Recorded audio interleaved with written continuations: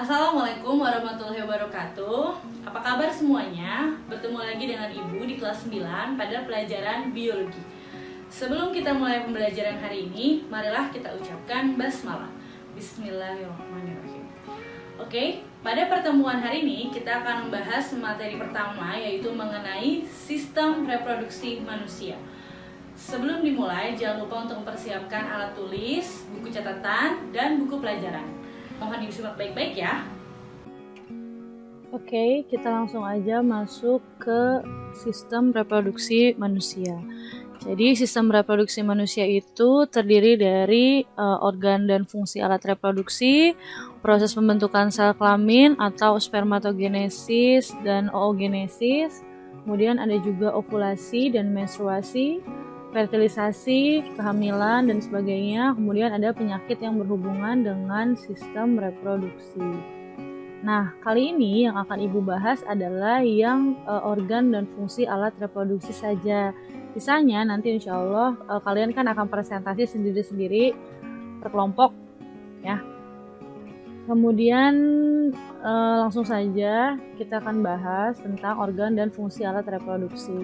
Jadi dibagi dua, ada organ reproduksi pria dan ada organ reproduksi wanita. Organ reproduksi pria terdiri dari organ reproduksi bagian dalam dan ada organ reproduksi bagian luar. Untuk organ reproduksi wanita ada yang organ reproduksi bagian dalam, ada vagina, ovarium, timbre, infundibulum, tuba fallopi, rahim, serviks, saluran vagina, dan sebagainya. Kemudian untuk alat kelamin pria atau organ reproduksi pria terdiri dari testis, epididymis, vas deferens, kelenjar kelamin, saluran ejakulasi, uretra. Untuk yang bagian luar hanya ada dua, yaitu skrotum dan penis. Oke, next. Ini adalah organ reproduksi bagian pria. Ini tampak samping, bisa dilihat ya. Nah, tampak samping ini kita bisa melihat banyak organ-organ dari reproduksi pria. Nah, kita bagi dua dulu, tadi ada yang dalam sama luar. Kalau yang luar tadi ada si penis dan skrotum. Ini adalah organ reproduksi bagian luar. Sementara sisanya ini adalah organ reproduksi pria bagian dalam. Nah, yang bagian dalam kita bagi lagi nih. Ada 3 kelenjar aksesoris. 1, kelenjar prostat. 2, ada kelenjar vesicula seminalis. 3, ada kelenjar bulboretris atau kelenjar Cowper. Nama lainnya kelenjar Cowper. Ini ada 2 organ reproduksi bagian luar, kemudian ada 3 kelenjar aksesoris, kemudian yang lain adalah alat reproduksi. Nah, kita bahas satu ya. Dari tempat pembentukan sperma dulu. Tempat pembentukan sperma itu ada di testis. Jadi testis ini fungsinya adalah untuk pembentukan sperma dan penghasil hormon testosteron. Nah, testis ini dilindungi sama yang namanya skrotum nih, skrotum. Skrotum ini berfungsi untuk melindungi testis. Nih. Jadi dia menjaga si testis dan juga menjaga suhunya juga. Nah, kemudian tadi kan si sperma dimatangkan di sini ya. Nah, nanti akan ke epididymis. Setelah dibentuk di testis, akan dimatangkan di epididymis. Jadi fungsinya tempat pematangan dan penyimpanan sperma itu adalah epididymis. Setelah dimatangkan, nanti dia akan ke saluran yang bernama vas deferens. Saluran penghubung antara testis dengan uretra. Itu adalah vas deferens. Kemudian dari vas deferens kita ke atas. Nah, langsung kita menuju ke 3 kelenjar aksesoris. Nah, nanti kalau sudah ketiga kelenjar aksesoris, dia nanti akan ke uretra, yaitu saluran pengeluaran, tempat saluran pengeluaran sperma dan juga urin. Kemudian nanti ke penis terakhir. Ya. Nah, sekarang kita bahas si 3 saluran aksesoris. Kayak yang pertama, tadi kan sperma dari sini ya. Nah, akan menemui kelenjar yang pertama yaitu vesicula seminalis. Vesicula seminalis itu adalah tempat yang menghasilkan cairan kental yang berwarna kuning dan alkalis, ya, sifatnya basah, kemudian mengandung fruktosa sebagai sumber energi untuk sperma. Jadi tadi ketika sampai sini bahasanya adalah dia itu akan diberi makan oleh si vesicula seminalis karena di sini banyak makanan atau banyak fruktosa. Jadi tempat pembentukan energinya di sini. Nanti setelah ke sini nanti dia akan kelenjar prostat nih. Kelenjar prostat nih fungsinya adalah dia itu penghasil cairan encer. Encer seperti susu ya, dan bersifat sedikit asam. Kemudian dari kelenjar prostat dia akan ke kelenjar bulboretlis atau nama lainnya adalah kelenjar Cowper, yaitu cairan penghasil cairan bening bersifat alkali untuk menetralkan suasana asam dalam uretra. Jadi yang tadinya basah, yang tadinya asam nanti akan dinetralkan di kelenjar Cowper atau bulboretral. Ya, ini tadi udah 3 kelenjar ini. Nah, nanti setelah melewati 3 kelenjar, nanti ada di uretra. Nah, sebenarnya uretra ini pernah dibahas di sistem ekskresi kalau kalian masih ingat. Saluran pengeluaran urin itu kan pertama ureter, di sini ada ureter, kemudian ke kantung urin. Nah, kantung urin ini nama lainnya adalah vesika urinaria. Jadi, ureter, kandung kemih atau kantung urin, kemudian adalah uretra. Nah, dari uretra ini keluar. Nah, ini uretra. Jadi ini dua ini masuk ke dalam saluran pengeluaran urin juga. Jadi sistem ekskresi juga masuk. Ya, kemudian penis ini sebagai alat kopulasi juga dan sebagai tempat pengeluaran sperma juga. Oke, ini untuk yang laki-laki ya. Oke, kita next. Nah, ini tampak depan. Jadi tadi testis itu terdiri dari sepasang.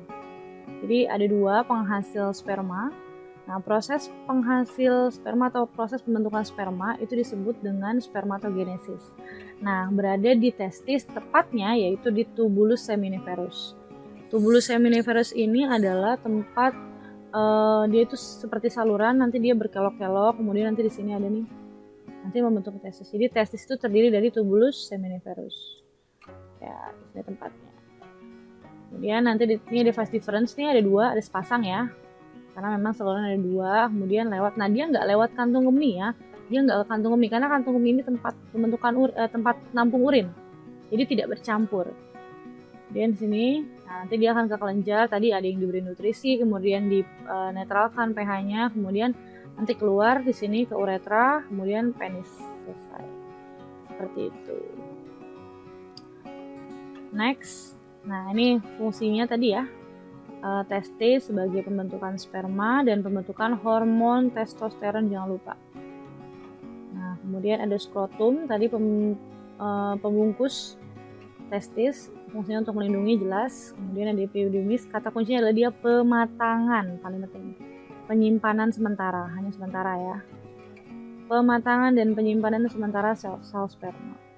Kemudian ada vas deferens, dia itu adalah saluran yang menghubungkan antara testis dengan kantong sperma. Kemudian ada penis, ini sebagai alat kopulasi. Lanjut. Nah, ini tadi kelenjar aksesoris, ada vesicula seminalis, ulang lagi, nih ada cairan warna kuning. Ini cairan kuning ini berfungsi untuk memberi makan sperma sebagai sumber energi sperma sebelum dia berenang ke organ reproduksi perempuan. Kemudian untuk prostat, kecoret.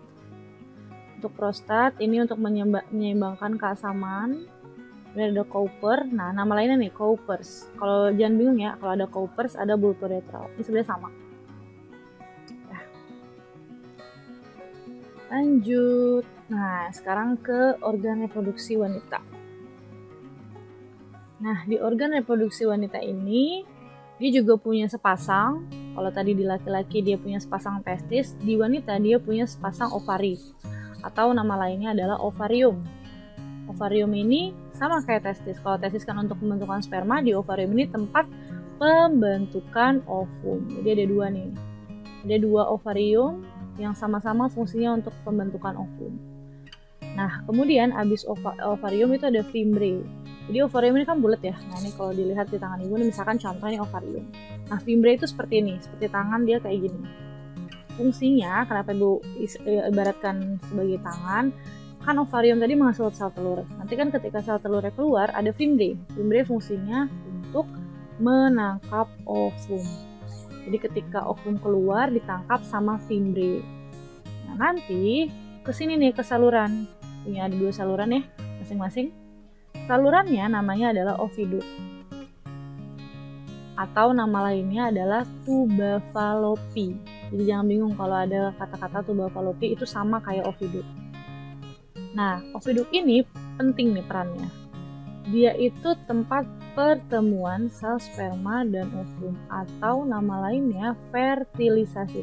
Di sini tempat fertilisasi, tempat bertemunya sperma dan ovum. Ketika ovum keluar, kemudian di sini dia akan dibuahi di sini. Ketika sudah bertemu dan akan terbentuk zigot, ya, akan terbentuk zigot. Nanti zigotnya akan ke bawah. Zigot itu hasil dari pembuahan ya. Nanti dia akan ke sini, ke rahim. Nah, di rahim nanti dia akan menempel di dinding rahim.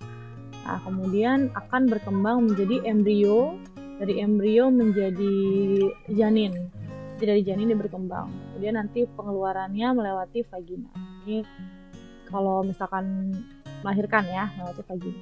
Nah, bagaimana kalau misalkan dia tidak dibuahi? Kalau ternyata si ovumnya tidak dibuahi, dia akan tetap turun ke bawah nih.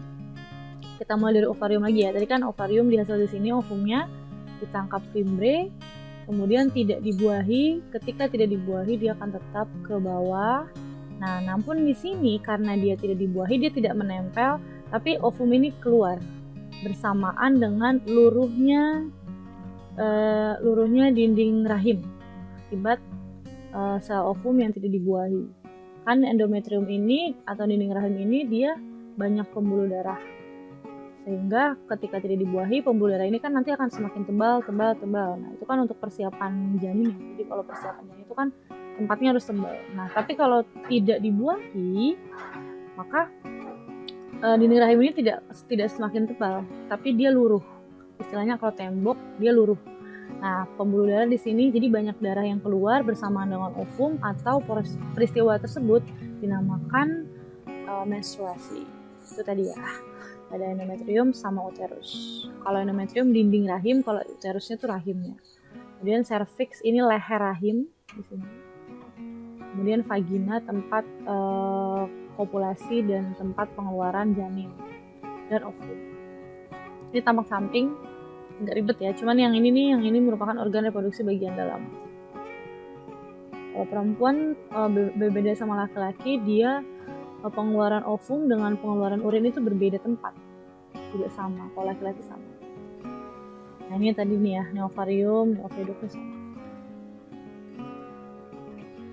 Oke, ini ada fungsi lebih rincinya. Ada ovarium, penghasil sel telur, kemudian ada oviduk atau tuba falopi, menyalurkan telur dari ovarium ke uterus, kemudian ada uterus, pertumbuhan sel telur kalau dibuahi, vagina itu menerima sel-sel dan jalan lahir.